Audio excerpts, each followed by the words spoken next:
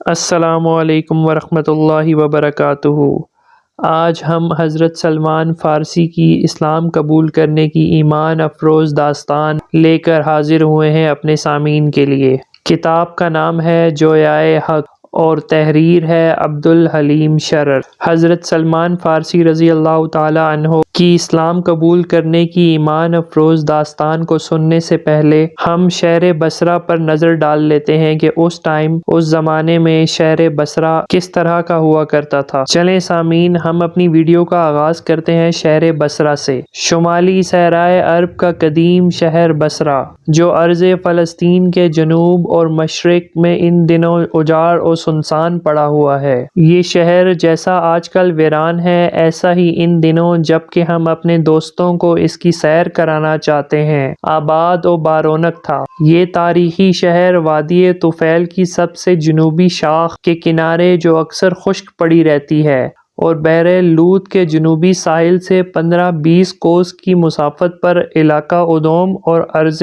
بنی مواب کے درمیان کوہستان سعیر کے مشرقی دامن سے 5-6 میل ہٹا ہوا واقع ہے۔ آنے جانے والوں کی کثرت سے اس کی آبادی میں ہر وقت ایک شور و ہنگامہ برپا رہتا ہے، اور ایسی چہل پہل نظر آتی ہے جو عرب کے کسی صحرائی شہر میں نہیں دیکھی گئی۔ اگرچہ بصرہ کسی سلطنت کا مستقر نہیں ہے اور نہ کسی حکومت کا مرکز مانا جاتا ہے، مگر تجارت نے اس میں شاہانہ عظمت و جبروت کا سماں پیدا کر دیا ہے۔ جدھر دیکھیے دولت مند اور بڑے بڑے تاجروں کے عالیشان محل نظر آتے ہیں۔ سربکف کنیسوں اور گرجاؤں کے درمیان میں ہر وقت ہزارہا اونٹوں کی قطاریں گزرتی دکھائی دیتی ہیں، اور اونٹوں کے بلبلانے اور سربانوں کے چیخنے چلانے کے ناگوار شور میں ملی ہوئی قریب قریب کے تمام ملکوں اور قوموں کی آوازیں سنی جاتی ہیں۔ کارواں سرائیں قافلوں اور ملکوں کے مال تجارت سے بھری پڑی ہیں۔ دولت مندی اور حوصلہ مندی کے ٹھاٹھ ہر جگہ دکھائی دیتے ہیں۔ ایک تاجرانہ شہر میں ایسی شان و شوکت اور عظمت و جبروت پیدا ہو جانے کی زیادہ تر وجہ یہ ہے کہ اس زمانے تک تمدنی کاروبار اور تجارت کے درآمد برآمد کا چارج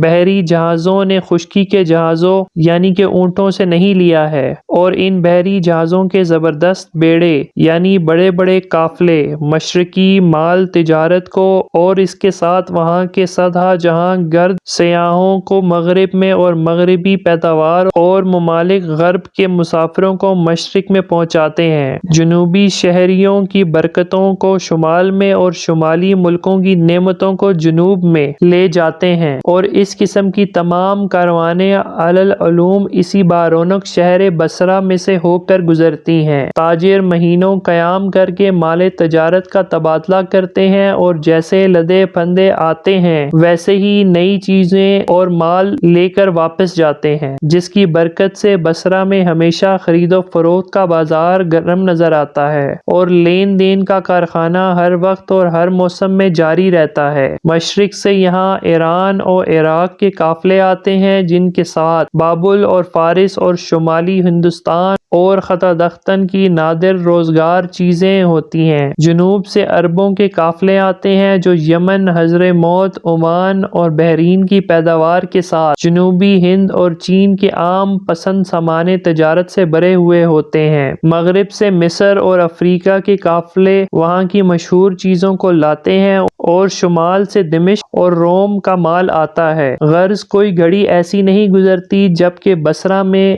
کارواں کی آوازیں نہ سنی جاتی ہوں، اور شتربانوں کی ہدی خوانی کا نغمہ گرد کے دشت و جبل میں نہ گونج رہا ہو۔ اونٹوں کے گلے کی گھنٹیوں کے ساتھ وقتاً بوقتاً کنیسوں کے گھنٹوں کا شور بھی بلند ہونے لگتا ہے۔ اس لیے عیسائیوں کی کثرت ہے، اور اس پرشور زمانے میں جبکہ دین مسیح میں بیسیوں جھگڑے پڑے ہوئے تھے اور صدہا فرقے پیدا ہو گئے تھے، بصرہ ان تمام فرقوں کا مامن بنا ہوا تھا، جن پر رومی سلطنت جو کونسل نپکیہ کے مسلمہ عقائد یعنی کیتھولک مسیحیت کی حامی تھی، طرح طرح کے مظالم کر رہی تھی۔ بصرہ عرب کا سرحدی شہر ہونے کی وجہ سے اپنی عربی آزادی کو عزت و آبرو کے ساتھ بچائے ہوئے تھا اور اسی قابل اطمینان جائے پناہ قرار دیا گیا تھا جس میں ہر دنیا کے ستائے ہوئے کو پناہ مل جاتی تھی، اور اسی آزادی کی برکتوں سے فائدہ اٹھانے کے لیے نصارہ کے ہر فرقے کے اسقف اور راہب یہاں آ کے سکونت پذیر ہو گئے تھے، اور ان کے بڑے بڑے کنیسے اور عالیشان خانقاہیں ہر طرف پھیلی ہوئی تھیں۔ عیسائیوں اور سلطنت روم کے ستائے ہوئے صدہا یہودی خاندان بھی یہاں آ بسے تھے۔ قطع نظر اس کے آرمینیا اور دیار بکر کے علاقے دولت روم اور دولت ساسانی کی جنگ و پیکار کے میدان بنے ہوئے تھے، جن میں سلطنت ساسانی اور رومی کے زیر علم مجوسیت اور نصرانیت میں سخت مقابلہ ہو رہا تھا۔ وہاں کی حکومت روز بدلتی تھی، کبھی ساسانی قابض ہو جاتے اور کبھی رومی، جس کی وجہ سے دونوں مذاہب کے پیرووں کو ہمیشہ موت کا خطرہ لگا رہتا۔ نتیجہ یہ تھا کہ مذکورہ ممالک کے صدہا عیسائی اور مجوسی خاندان بھی وطن کو خیر بات کہہ کر یہاں آئے اور سکونت پذیر ہو گئے۔ غرض اس تاجرانہ شہر میں کوئی مذہب نہ تھا جس کے ماننے والے موجود نہ ہوں۔ ان مختلف مذہبوں کے ماننے والوں میں اکثر مناظرے کا سلسلہ بھی جاری رہتا، اور سچ یہ کہ تحقیق مذہب اور جستجوئے حق کا بازار جس قدر یہاں گرم تھا، شاید دنیا کے کسی شہر میں نہ ہوگا۔ عیسائیوں میں سب سے بڑا اور طالب الغرض بصرہ دنیا کے سارے مذہبوں کا مامن اور مختلف عقائد کا دنگل بنا ہوا تھا۔ اس مباحث اور رات دن کے جھگڑوں نے بہت سے صاحب علم اور ذی ہوش لوگوں کو مذہب اور نجات کے مسئلے میں مشتبہ کر دیا تھا۔ نہ کسی عقیدے پر ان کا دل جمتا اور نہ کسی مذہب کی روحانی تعلیموں سے ان کے دل کو تسلی ہوتی،